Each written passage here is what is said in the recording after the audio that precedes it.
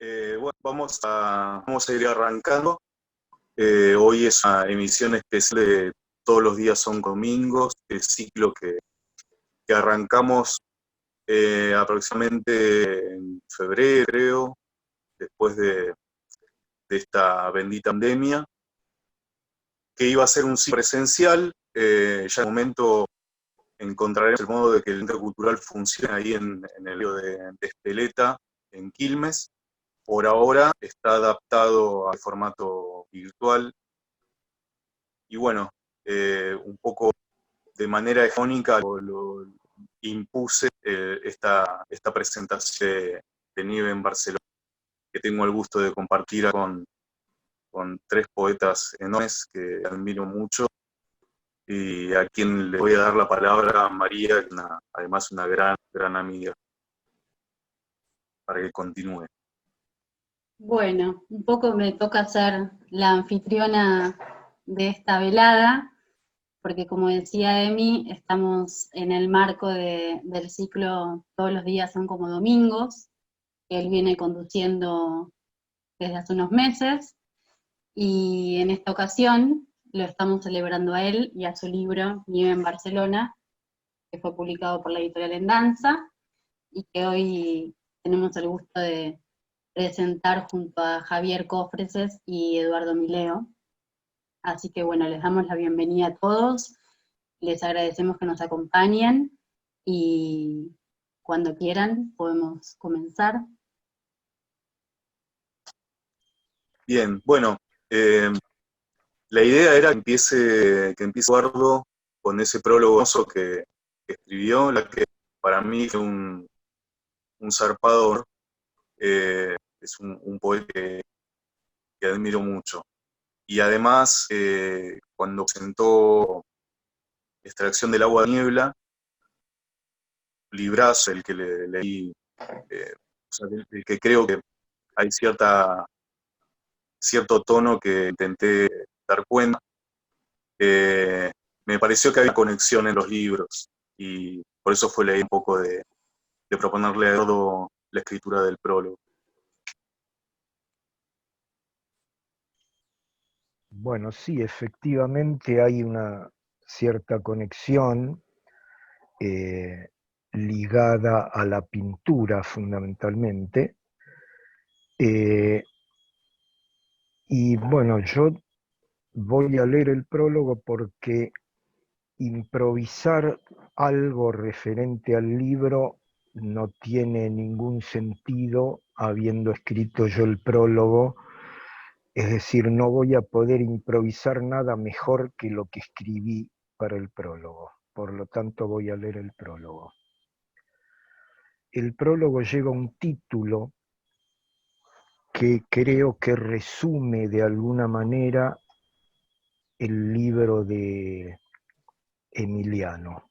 El título es La poesía es una tierra sin mal. Creo que lo resume porque además de pintar una tierra y de pintarla sin mal,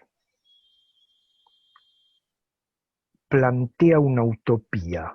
El libro plantea la salida humana hacia un mundo mejor de la mano de una utopía. Paso a leer el prólogo.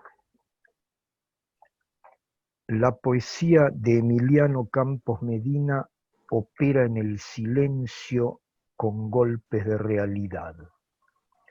Los sitios recorridos, los personajes conocidos, los lugares entrevistos, los amores deseados aparecen en su crudeza. Son imágenes resueltas de una pincelada. Las escenas se dibujan a grandes rasgos porque el recuerdo es obstinado y ya no las necesita. Con un lenguaje preciso de versos breves, de respiración entrecortada, pinta escenas en las que la necesidad no está puesta en la imagen, sino en el movimiento que la imagen produce en el espíritu. Sus cuadros exigen una imagen fija para que el lenguaje la mueva en la memoria.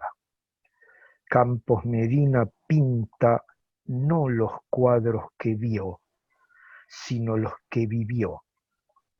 A la luz de esas imágenes se convierte en el pintor de sus vivencias en diversos paisajes y pintándolas diseña el mapa de su deseo.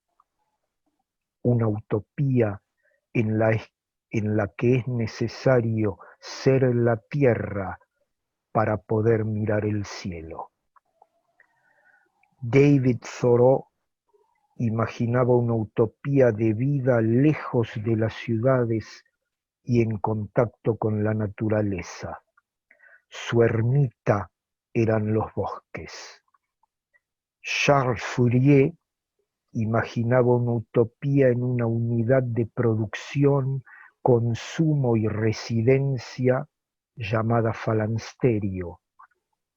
Los tupí guaraníes imaginaban una utopía en la tierra sin mal, un más allá que podía conquistarse también en la vida, es decir, en el más acá.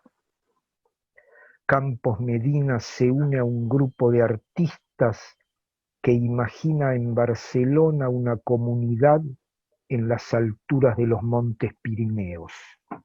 La utopía es inherente al pensamiento humano porque entraña el deseo de una vida mejor y pone en juego los mejores recursos de la mente para conseguirlo. La utopía suele ser vista como lo ideal imposible, como un paraíso al que podríamos regresar después de haber sido expulsados. Solo quien lucha por un mundo mejor sostiene la utopía como posible. Si la utopía es un viaje por la mente para idear un mundo mejor, también es un tránsito en la lucha por construirlo. Y el viaje, que es tránsito, nos pone en movimiento. El viaje es movimiento porque es deseo. Aunque nos lleve a algún sitio, el viaje es solo deseo de ir. Es ir hacia un lugar que siempre es otro, porque el deseo no coincide nunca con el logro. Campos Medina viaja por Cataluña, el norte argentino y Bolivia. El viaje pone en movimiento el paisaje. Vemos por la ventanilla la película de lo que la tierra y el trabajo humano nos ofrecen para vivir. Una sucesión de paisajes posibles para llegar al deseado, al que no se puede alcanzar. La esencia del viaje no es llegar a alguna parte, sino estar en tránsito. La esencia del viaje es el no lugar. El viaje es la utopía. Todo paisaje es un fragmento de otro que lo incluye.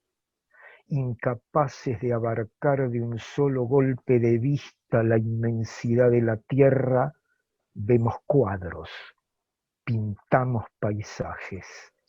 Esos recortes diseñan una estética.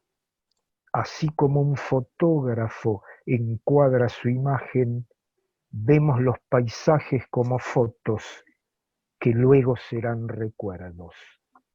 Un paisaje que nos sorprende puede ser aquel que habíamos olvidado. Así, el paisaje es un velo detrás del cual nos vemos como éramos en otro momento. Pintamos un paisaje para encontrar un espejo, y en el espejo vemos siempre otro paisaje, otra pintura. Si somos los artistas de nuestra propia vida, pintaremos un paisaje donde podamos vivir. ¿Qué tienen en común el lenguaje poético, el viaje y la utopía? Los tres son un no lugar, no lo que está creado, sino lo que está por crearse. Pero los tres confluyen en un lugar que es el paisaje. El paisaje es la intersección de esas tres utopías, la creación de un lugar pensado al que arribamos después de un tránsito. Siempre se llega a alguna parte, y aún lo involuntario escribe la historia. La poesía, el arte, pueden ser vividos como una utopía, una tierra sin mal que puede ser creada en este mundo, pero exigirán, como la vida, que se luche por ello. Gracias por este libro, Emiliano Campos Medina. Buenísimo, muchas gracias. Muchas gracias, Eduardo. Hermoso, hermoso prólogo, la verdad. Y la verdad que me pareció súper interesante que haces ascensión a la utopía de los tupí guaraníes, la tierra mal, que aparece apenas menada en el libro, pero que en un momento el nombre del libro iba a ser La Tierra Mal, o sea, iba a tener mayor lugar esa utopía, y creo que es el trasfondo del libro. Te agradezco muchísimo esas palabras. Bueno, María, te toca.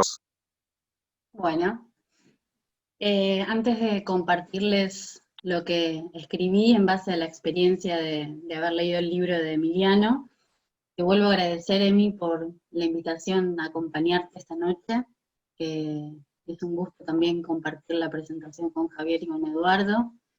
Y como ya te he dicho, además de quererte mucho como el gran amigo que sos, te valoro mucho como poeta, y en particular este libro me ha tocado íntimamente, como voy a tratar de transmitirles, así que te agradezco la invitación. Eduardo Mileo, en el bellísimo prólogo de este libro, Nieve en Barcelona, dice que Campos Medina pinta no los cuadros que vio, sino los que vivió. Podría decir que voy a hablar no sobre los poemas de Emiliano que leí, sino los que viví. Emiliano es artista, poeta, viajante, pero no me interesa tanto su ser, sino su hacer. Y en este libro Emiliano escribe, pinta, viaja. Es en ese continuo hacer que intenta capturar la belleza, tocarla, como dice Raúl Gustavo Aguirre, antes que la toque la muerte. Esa belleza que no es sino un atisbo de horror, tal como anuncia el poema. Emiliano intuye, con ese saber que nos proporciona solo la experiencia, que la belleza se desvanece, al igual que la muerte, cada vez que intentamos atraparla. Sin embargo, también intuye que hay un resto, un atisbo, que puede quedar plasmado para siempre. Ahí es donde me encontré yo también habitando los poemas, sus paisajes, sus caminos, sus desvíos, sus pinceladas, sus encuentros y desencuentros amorosos. Les leo el poema que lleva el título del libro, Nieve en Barcelona. Nos ocultamos en los callejones del gótico. Los copos se funden en el haz de las lámparas. Me llevas de la mano por ese laberinto al que voy por el placer de perderme.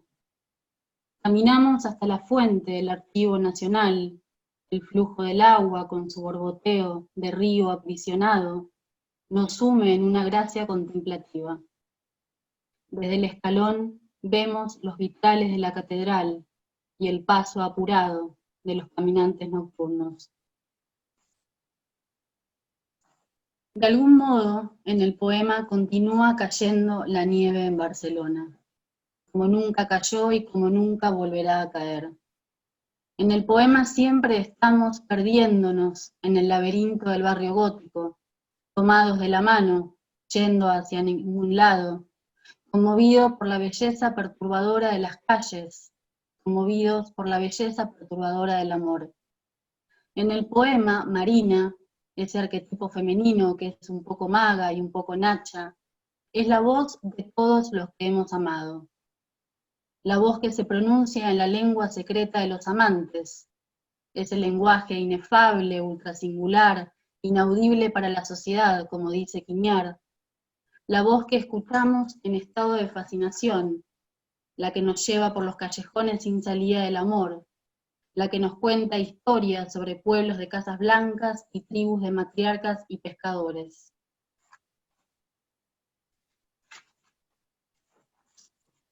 Marina.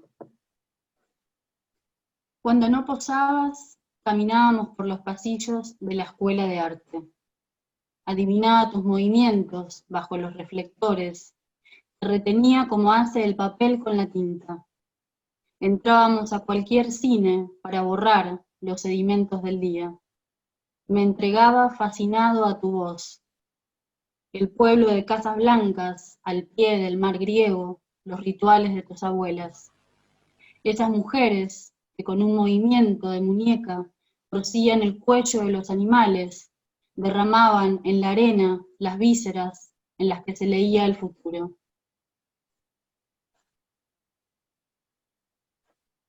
Barcelona es un sueño. Barcelona también es Bolivia, Cataluña entera, el Walden de Turó o el norte argentino. Barcelona es un no lugar y a la vez todos los lugares donde continuamos estando, los lugares de los que nunca terminamos de irnos. Como sombras fantasmales habitamos ese paisaje atemporal, frente al cual las palabras son frágiles, pero aún así logran trazar un boceto, una aproximación de aquello que hemos logrado tocar y que nos ha tocado íntimamente. Ahí reside la posibilidad del lenguaje, la potencia poética que despliega Emiliano, en su itinerario no solo de poeta, de artista o de viajante, sino, sobre todo, de quien decide vivir deliberadamente, como quería Turó. Ahí es donde no importa cuál sea el material con el que se trabaja, las palabras o el óleo, sino ese gesto que contiene todo el universo. Pintar un paisaje donde podamos vivir, tal como dice Mileo en su prólogo. En este sentido, entonces, como un poema precioso que se encuentra casi al final del libro, y que para mí, como lectora, como habitante de sus poemas, representa de manera precisa ese paisaje definitivo en el que podríamos quedarnos a vivir. En la medianoche, cuando los turistas se repliegan a los hoteles, camino solo por el muelle. La luna se rompe en el lomo de las olas.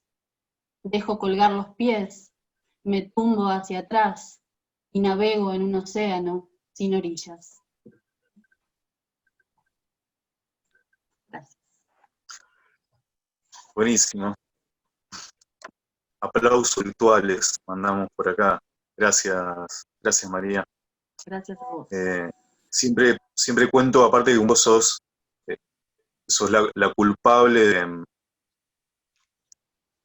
de, o sea, el momento, claro, sí, habría claro. El momento en el que tenía un montón de cosas escritas y actadas. ¿No se escucha?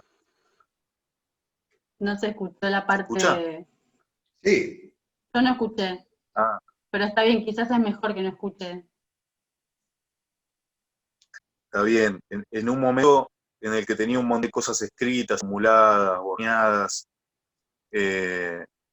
María me puso en contacto con Pierre Galarza, con Natalia Livinova, y fue un poco el desencadenante de poder empezar a ordenar un poco la escritura y este libro en particular, en el cual ellos dos cumplieron un acompañamiento y un rol muy, muy importante. Bueno, ahora le toca al autor, el editor estrella, Javier. Bueno, mi participación es la más difícil después de escuchar lo que leyó María Magdalena, después de que el amigo Eduardo Mileo haya leído, a mi gusto, uno de los prólogos más extraordinarios de los que es capaz de escribir. Mileo nos tiene acostumbrados de escribir prólogos fantásticos, fabulosos. Pero me parece, no sé por qué, en este prólogo que te escribió, querido Emi, se lució más de la cuenta, es fantástico.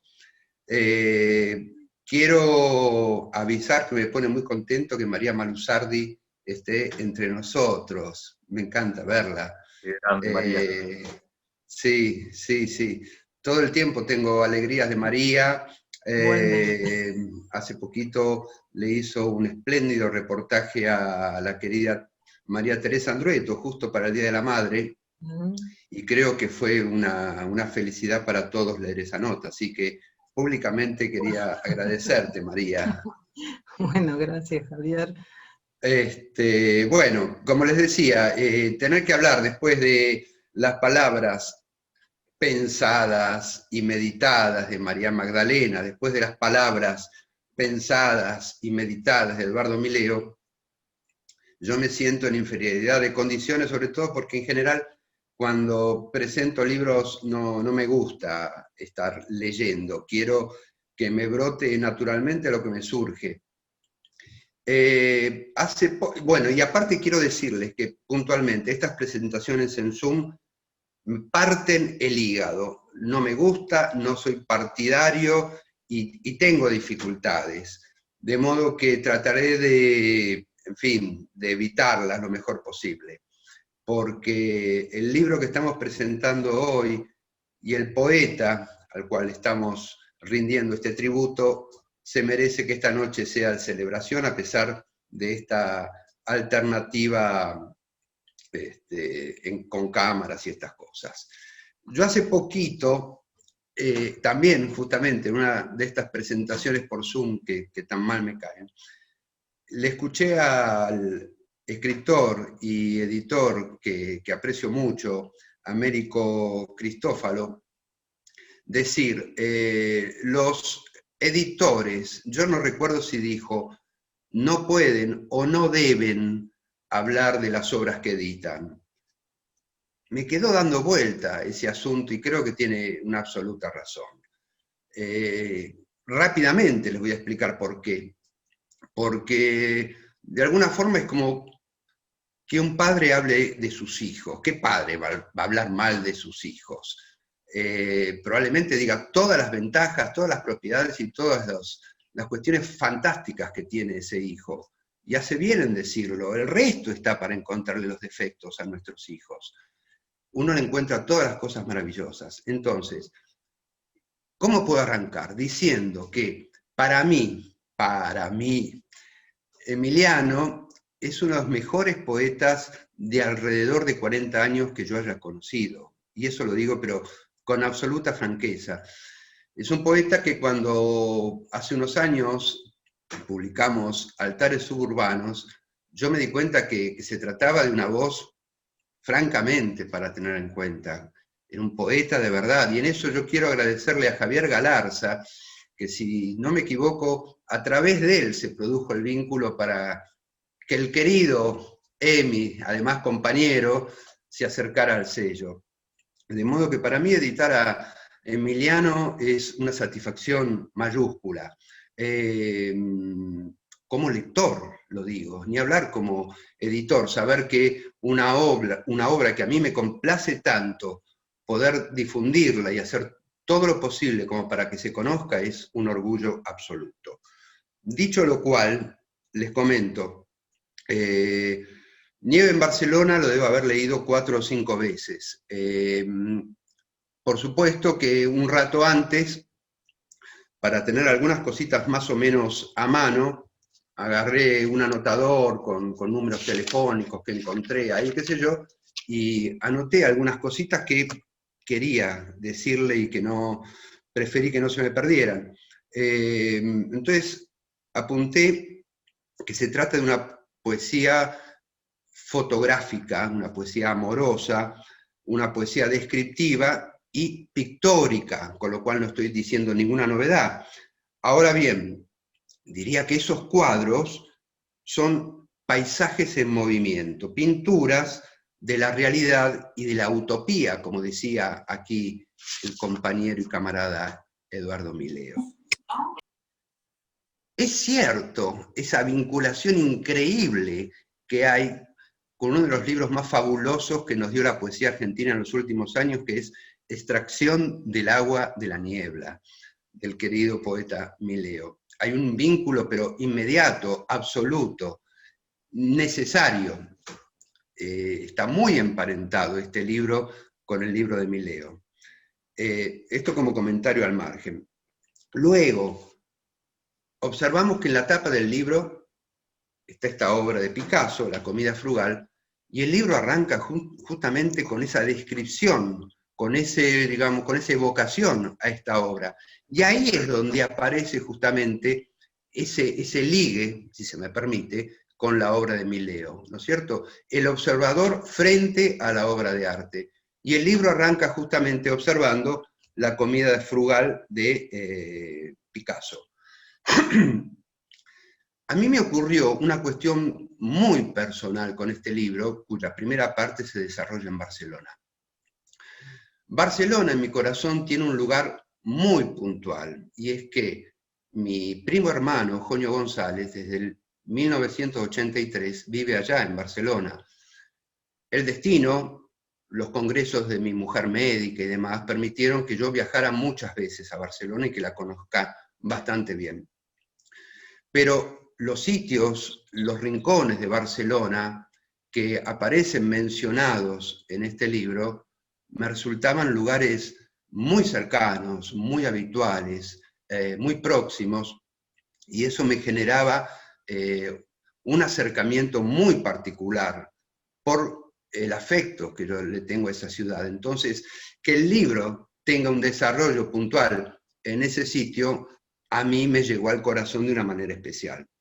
Después anoté algunos versos que me parecieron fantásticos, ¿no? Que dice, por ejemplo, dibujar las cifras de los destierros. Eso me parece fenómeno. Sobre todo pensando en Joño, ¿no? Pensaba Barcelona, los destierros, y este verso me pareció fantástico. Luego, la belleza debe contener un atisbo de horror. Eso no está mal pensar, porque la belleza no es tan absoluta. Entonces, un atisbo de horror casi te diría que es una condición necesaria, y vos lo apuntaste.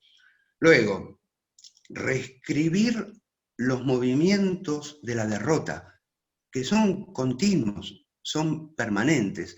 Y a veces uno, en general, pretende no describir esos movimientos, porque si no, se entristecería mucho.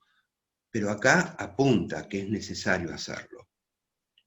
Y luego, para ver necesito pintar, es una declaración de principios, querido Emi.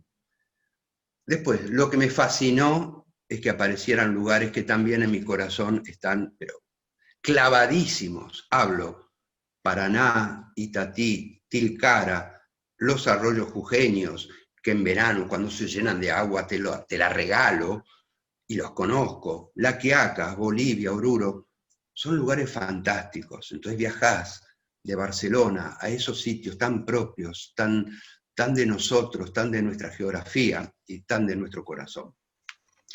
Entonces, describís también esta atmósfera sencilla, primitiva y genuina, pero con una solvencia tremenda. Mencionás el Titicaca, mencionás la Isla del Sol, lugares rutilantes. Y dicen, en algún momento, un poema tuyo, quisiera pintar como viven al borde, en los desfiladeros. Y sí, y esa es tu poesía. Pintar, mejor dicho, escribir al borde, en los desfiladeros. De modo, querido Emi, yo hice este pequeñísimo resumen de todas las lecturas que hice, y quiero confesarte que tu libro me parece maravilloso. Y lo celebro y lo festejo. Salud. Salud, compañero. Bueno, muchas gracias. Enorme, Javier, enorme. Menos mal que tenías nada parado. O sea, esto es pura espontaneidad gigante. Eso es gigante. La verdad, bueno, ya lo he dicho en otro momento, pero me siento completamente... Para mí fue una especie de sueño poder publicar en la editorial que estaba primada en mis opciones y que era en la que realmente quería publicar. Por una cuestión de, bueno, por historia, por compromiso, por lo que publican, o sea, por la calidad que publican, la línea histórica de poetas, desde, bueno, Austriazo, Escudero, en fin, tantos poetas nuevos que ustedes publican. Así que, bueno, es un verdadero orgullo y lo que dijiste me llena de orgullo también. Bueno, muchas gracias. Yo ahora voy a intentar leer unos poemas. Y coincido además con lo que dice Pierre, la verdad que este tipo de presentaciones creo que nunca las hubiéramos imaginado y es una especie de pesar que se agrega a otros pesares de este momento, ¿no? Pero también es una forma de no renunciar, porque si no deberíamos hacer una especie de pausa que sería difícil de sobrellevar. Espero que vuelvas, no solo las presentaciones, sino los encuentros que son tan necesarios y brindis y los intercambios presenciales que extraño mucho. Voy a hablar de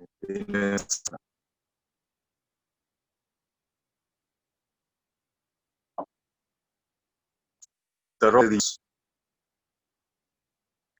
La arquitectura de las catedrales se comprende del cielo. La piedra Perdón, Emi, no se escucha nada. no se está escuchando nada, Emi. Emi, hay problemas, no se escucha. La cámara. Apaguemos Vamos a hacer todo. cosa, apago la cámara.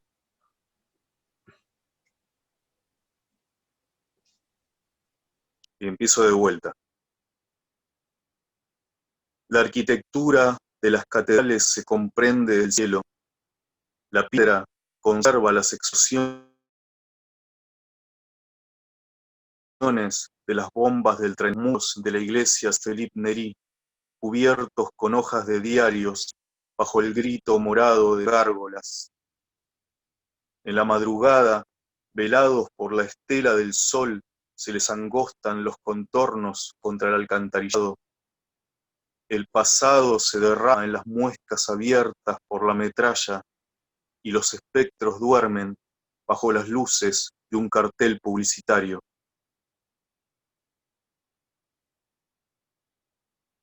Constelaciones. Hablás con los vagabundos y los animales extraviados. Inventamos un juego de tomar calles al azar. Hilvanamos una historia con sus nombres. Nuestros pasos son el único registro de esa literatura que nos lanza a bar desconocidos. No queremos llegar a ninguna parte. Caminar es hacer dibujos en el asfalto.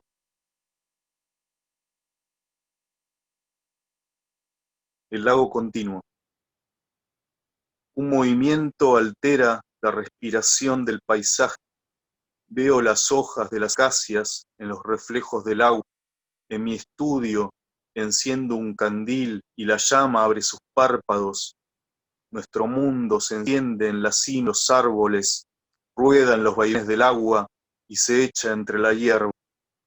Improviso formas con el pincel, aprendo a ver con el único ojo del paisaje, sin cortes ni agregados, como cuando decimos, llueve, el viento desordena todo, cae la noche.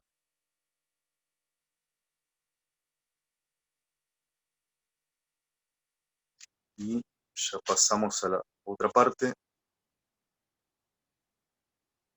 A bordo del buque Araquín. La embarcación deja sobre el Paraná una estela con forma de flecha. Voy con medio cuerpo asomado a bord. El cielo desciende anaranjado sobre el contorno de las islas. Brisa de silencio sacerdotal que solo rompe el ruido de los motores. Siempre insistías, Marina, en hacer un crucero por las costas americanas, viajar a playas fastuosas donde te dan de beber agua de coco y te hacen fotos de postal. Te evoco mientras el buque pasa por debajo del puente Nuestra Señora del Rosario.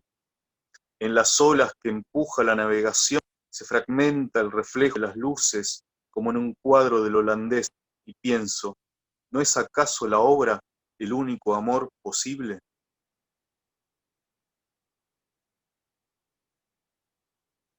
La Mendieta. En la espesura del monte hay una cabaña sin señal de habitantes. Las madreselvas treparon por las vigas y los cristales de las ventanas explotaron. Pienso en la cabaña de Turó. ¿Qué sería de ella después de Walden? Creo en Dios sin atavíos, cuyo único templo es el paisaje. Fui a los bosques porque quería vivir liberadamente. Busco mi catedral en la niebla, los campos de caña y las cuevas escondidas en los arroyos jujeños. Y el último poema que cierra el libro, que se llama La tierra sin mal. Subo las calles de La Paz, invierto varios días en llegar a alguna parte. Quedaron lejos las noches alcohólicas en que se discutía el fin del arte, la comunidad que fundíamos en el Pirineo. Las mujeres y los amigos se marcharon con el sol de una tarde y ya no amaneció. Soy un gallo escurridizo, un viejo día borracho en las fiestas del pueblo. Los paisanos se burlan cuando interrumpo a las abejas y bailo alrededor de mi falo. Me tiran agua desde las terrazas. Soy un gringo que se perdió buscando la tierra sin mal. Por la mañana voy hasta el cementerio de los mineros. Yacen en la misma tierra que excavaron. Le dieron forma con el golpe de sus picos, quitando minerales y abriendo conductos. Vivir y morir para ellos es mismo que para las flores o el pasto que crece en el cementerio.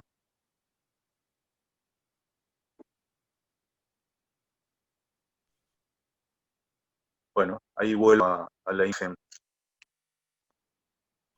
Muchas gracias por estar presente acá, un montón de amigos, compañeros, compañeras, poetas,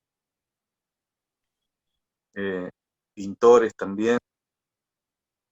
Bueno, no sé, ahora que es la parte en la que queríamos ir a tomar un vino compartido. Si alguien quiere, podemos desmutear los micrófonos y si alguien quiere entrar a algo, hacer Brindo una con pregunta, vos, Emi. una Brindo. profecía. Un brindis. Brindemos. Vamos, Brindemos vamos acá. por nieve en Barcelona. Que nieve muchas veces más en Barcelona. Salud, Emi. Que sea una nada